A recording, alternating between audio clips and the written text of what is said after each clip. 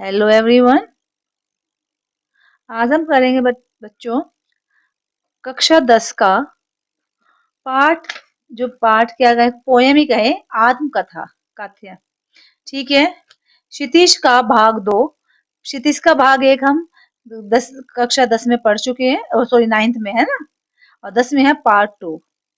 तो पोयम का आपकी आज की पोयम है आत्मकथ्या। ठीक है, यानी अपने ऊपर लिखी हुई कथा जो होती है वो है आत्मकथा। ये लेकिन इससे पहले जो इनके कवि हैं उनके बारे में कुछ जान लेते हैं कि वो किसने लिखी है कविता। ठीक है, तो ये कविता आपकी लिखी है जयशंकर प्रसाद जी ने। तो हम पाठ स्टार्ट करने से पहले, हम पाठ शुरू करें उससे पहले आपको क्या करना है, चैनल को सब्सक्राइब कीजिए, फटाफट कर दिया करो यार। Very good. और वीडियो को लाइक कीजिए, शेयर कीजिए अपने फ्रेंड्स के साथ। ठीक है जी, चलो शुरू करती हूँ मैं पोयम। हम सबसे पहले बच्चों हम पढ़ते जयशंकर प्रसाद जी के बारे में, क्योंकि जो भी कोई पोइट होते हैं उसके बारे में जानना जरूरी होता है। इनका जन्म कहाँ हुआ था? इनका जन्म हुआ था 1889 में वाराणसी। वाराणसी का नाम क्या हो गया है? प्रयागराज। ठीक है, प्रयागराज यानी हम तो वाराणसी लिखेंगे, उस टाइम वाराणसी था में हुआ। काशी के प्रसिद्ध क्वींस कॉलेज में पढ़ने गए, परंतु स्थिति अनुकूल न होने के कारण 8वीं से आगे नहीं पढ़ पाए। बाद में घर पर ही संस्कृत, हिंदी, फारसी का अध्ययन किया उन्होंने। ठीक है, और उनकी डेथ कब हुई? जयशंकर प्रसाद जी का 1937 में निधन हो गया। और कौन कौन सी उन्होंने कृति लिखी? चित्राधार, कानन कुसुम, झरना, आंसू, लहर, कामयानी।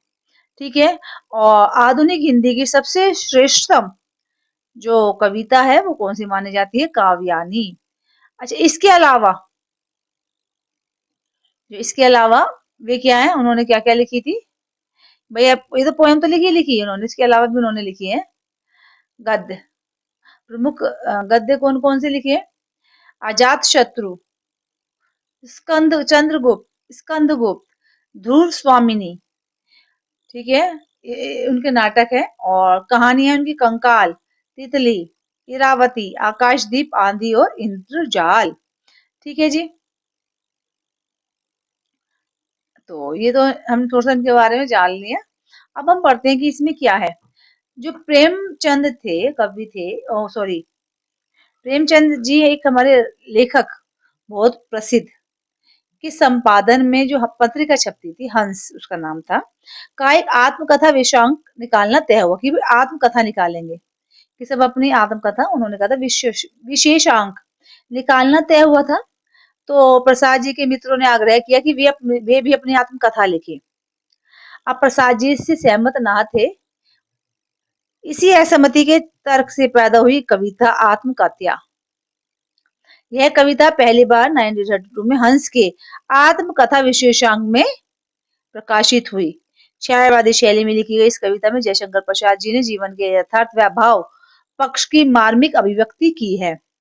ठीक है, उन्होंने अपने सारे जो जीवन है वो बताया है, बड़े सुंदर और नवीन शब्दों में वर्णन किया गया है। इन शब्दों बिंबों के सहारे उन्होंने बताया है कि जीवन की कथा एक सामान्य व्यक्ति के जीवन की कथा है, कि जो उनका जीवन है सामान्य व्यक्तियों की तरह है। इसमें कुछ भी ऐसा नहीं है जिसे महान और रोचक मानकर लोग वाह वाह कर उठेंगे। कुल मिलाकर इस कविता में एक तरफ कवि द्वारा यथार्थ की स्वीकृति है, तो दूसरी तरफ महान कवि की विनम्रता भी। वे ये कहते थे कि मेरा जीवन ऐसा नहीं है कि जिसे कोई लोग बाग सुन के यूं कहें, भाई वाह, क्या कवि का जीवन था, क्या उन्होंने करा है ना बच्चों। तो पोयम है आपकी। अब पोयम क्या आत्मकथा। ठीक है। हम्म,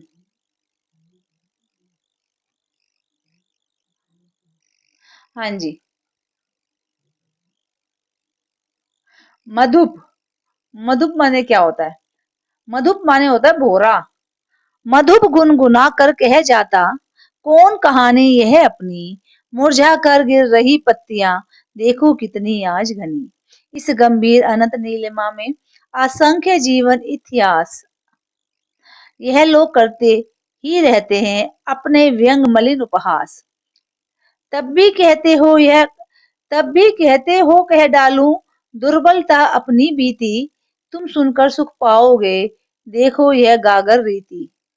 किंतु कहीं ऐसा ना हो तुम ही खाली करने वाले, किंतु कहीं ऐसा ना हो कि तुम ही खाली करने वाले, अपने को समझो मेरा रस ले अपने अपनी भरने वाले। यह विडंबना अरी सरलते तेरी हंसी उड़ाऊं मैं, भूले अपनी ही प्रवंचना औरों की दिखलाऊं मैं। उज्जवल गाथा कैसे गाऊं मधुर चांदनी की रातों में। तो ये जो हमारा बच्चों गद्यांश है, इसमें जो पोइट है ये अपने जीवन के अभावों को अत्यंत मार्मिक ढंग से कहने की कोशिश कर रहे हैं, अपनी आप बीती। ठीक है, तो कवि जी क्या कहते हैं, मधु मैंने क्या बताया था, भोरा, मन रूपी भोरा गुनगुनाकर ना जाने अपने जीवन की कौन कौन सी कहानी कह जाता है। ठीक है, कि भाई हमें ये नहीं पता कि कौन कौन सी कहानी कह रहा है।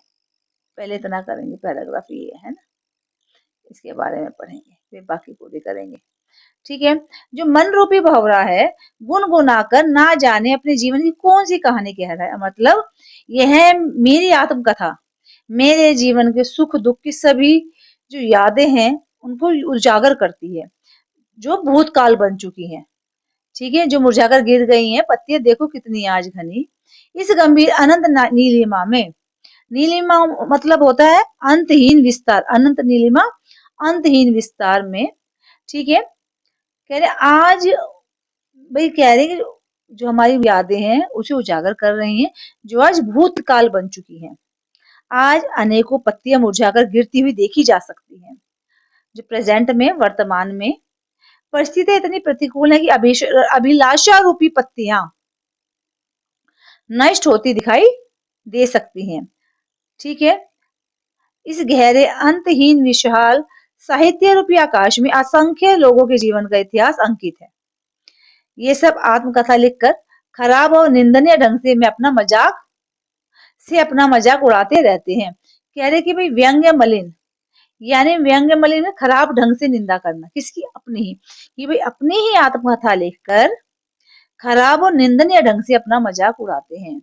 इस तरह का मजाक होने पर भी मेरे मित्रों आप ये कहते हैं कि मैं अपने जीवन की कमजोरियां एवं गलतियां सबको बता दूं। भाई वे कह रहे हैं कि भाई मैं अपने जीवन का मजाक उड़ाऊं मैं, तुम तब भी कहते हो कह डालो दुर्बलता अपनी बीती, कि भाई मेरे पास मैंने क्या गलतियां की है, मेरी क्या कमजोरियां थी, मैं सब कह डालूं, तुम सुनकर सुख पाओगे देखोगे यह गागर रीति, है ना। तो कह रहे क्या तुम ये सुनकर सुख पाओगे, मेरे जीवन के घाड़ी खाली जो घड़े हैं, यानी मेरे जीवन में कुछ नहीं मिला, देखकर सुनकर तुम्हें सुख और प्रसन्नता की अनुभूति होगी। भाई हम किसकी आत्मकथा सुनेंगे जिससे कि हमें प्रेरणा मिली कि हाँ भाई उसने एक काम करा और वो बहुत पैसे वाला हो गया, बहुत पढ़ गया लिख गया, ये कुछ दुनिया में नाम कमाया, कहीं कुछ तो हो। तो कह रहे मेरे जीवन में तो कुछ है ही नहीं, मेरे जीवन के घड़े का तो खाली है। उसे देखकर क्या तुम अच्छा लगेगा कि भाई ये क्या लिख रहा है, कि मैं मेहनत करी मुझे कुछ नहीं मिला, मैं करते रही ये भी करा वो भी करा, तो उसे सुनकर क्या आपको प्रसन्नता महसूस होगी, है ना। किंतु कहीं ऐसा ना हो तुम ही खाली करने वाले। ठीक है, मेरे जीवन के यथार्थ कमियों को जानकर तुमको आनंद व सुख मिलेगा, किंतु ऐसा ना हो कि मेरी विडंबनाओं को सुनकर तुम अपने जीवन की कमियों का को दोषी समझने लगो, अपने को समझो मेरा रस ले अपनी भरने वाले। ठीक है, और मेरे अभावों व कमजोरियों में आनंद लेकर अपनी कमजोरियों को दूर करो और अपने जीवन में सुखी हो जाओ। इसमें कवि का भाव क्या आ रहा है बच्चों, इस कवि में जो जीवन की निराशावादी है ना, इसमें क्या आ रहा है, जीवन में क्या आ रहा है इसमें, इस पैराग्राफ में, कि निराशा है कवि बहुत ज्यादा। ठीक है, क्या है, निराश, निराश। ठीक है, निराशावादी है। उदासी, दुर्बलता से भरे पक्ष को तब याद आती है जब उनसे आत्मकथा लिखने को कही जाती है। कवि ने आत्मकथा के विषय में अपनी असहमति प्रकट करते हुए कहा, अगर मैं इसे लिखूंगा तो इन्हें पढ़कर लोग हंसेंगे, मजाक उड़ाएंगे, ठीक है, तथा सुख व आनंद का अनुभव करेंगे। ठीक है, भाषा बहुत सरल, सहज और भावानुकूल है। ठीक है बच्चों, गागल रीति, जो गागर रीति है, वेयर इज गागर रीति?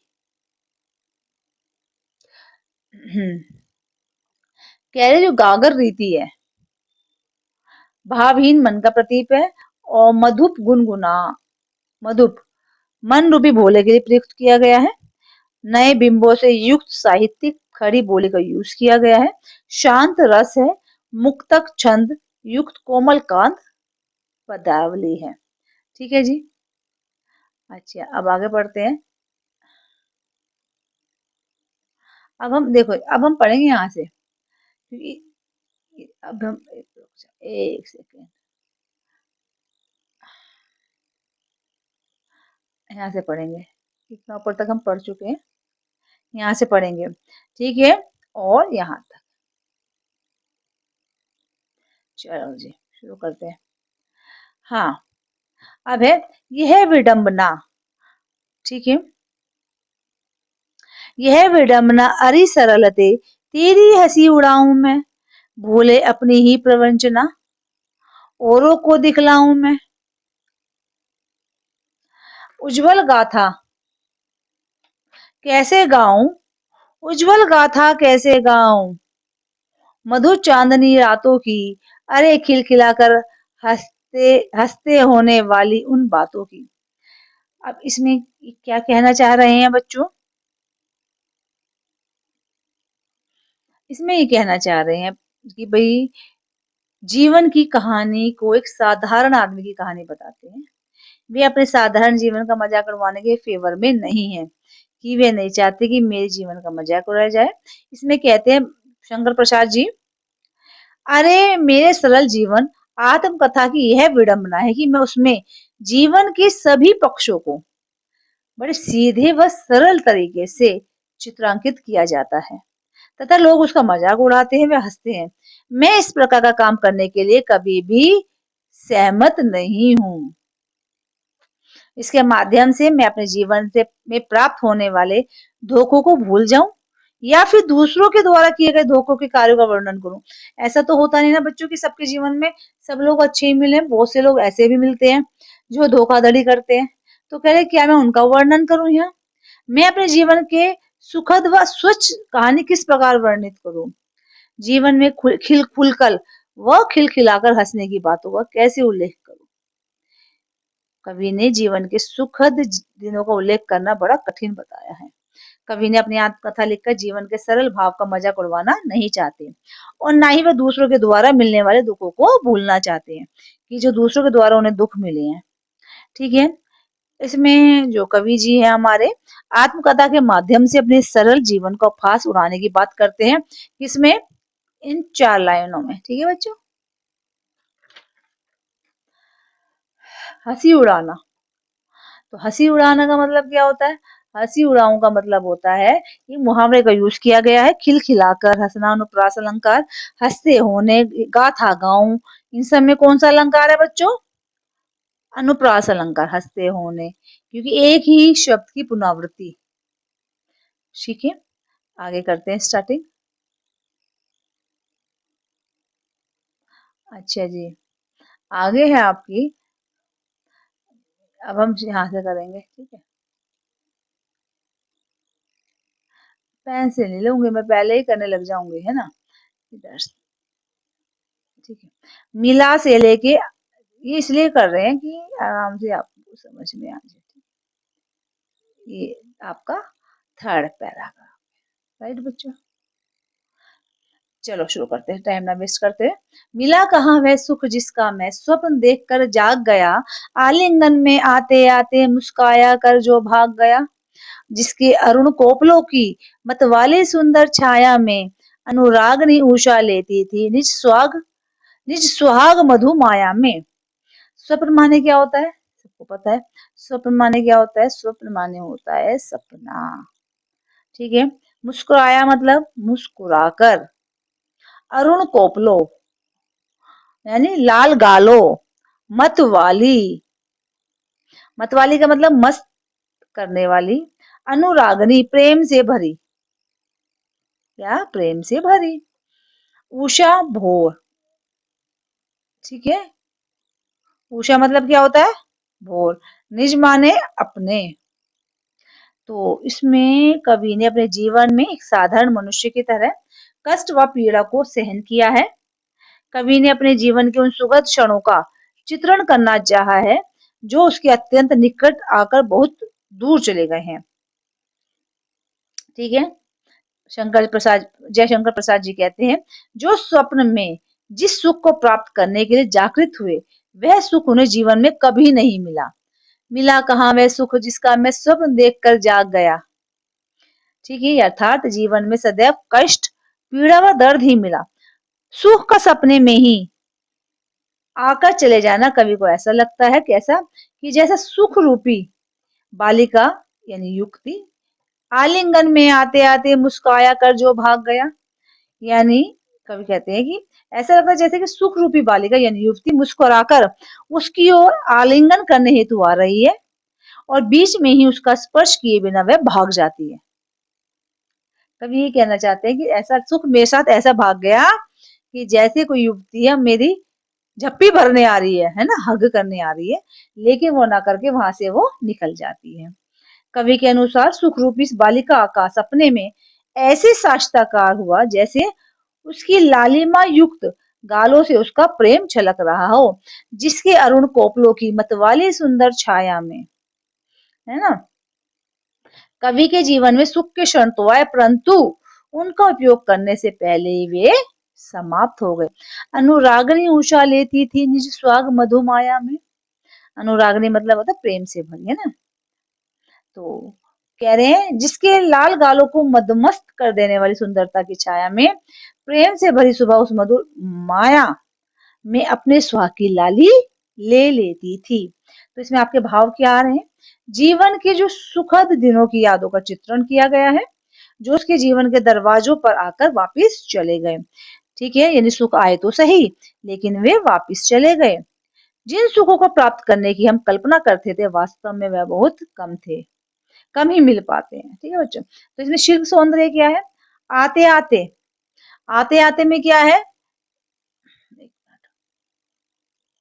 कलर चेंज हो तो पता लगता रहेगा। आते आते इसका में पुनरुक्ति प्रकाश और मधुमाया में, मधुमाया, ये मधुमाया जी। तो मधुमाया में क्या है? अनुप्रास अलंकार की छठी है। उषा का मानवीकरण लिया गया है, किया गया है, इसलिए यह मानवीकरण अलंकार है। शांत रस की प्रधानता है। अब है यहाँ से शुरू। ठीक है। अब इधर से शुरू होगी। ये रहा।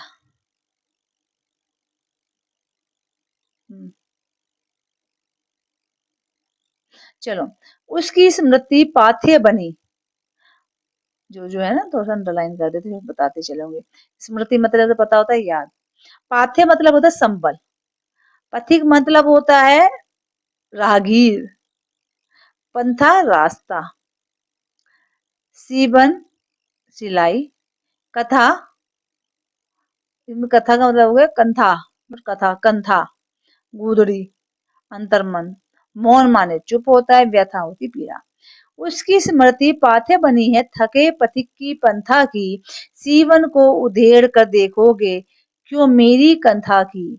छोटे से जीवन की कैसी बड़ी कथाएं आज कहूं। छोटे से जीवन की कैसी बड़ी कथाएं आज कहूं। क्या यह अच्छा नहीं है कि औरों की सुनता मैं मौन रहूं। सुनकर क्या तुम भला करोगे मेरी भोली आत्मकथा। अभी समय भी नहीं है, अभी समय भी नहीं, थकी सोई है मेरी मौन व्यथा। व्यथा माने होता है पीड़ा। ठीक है।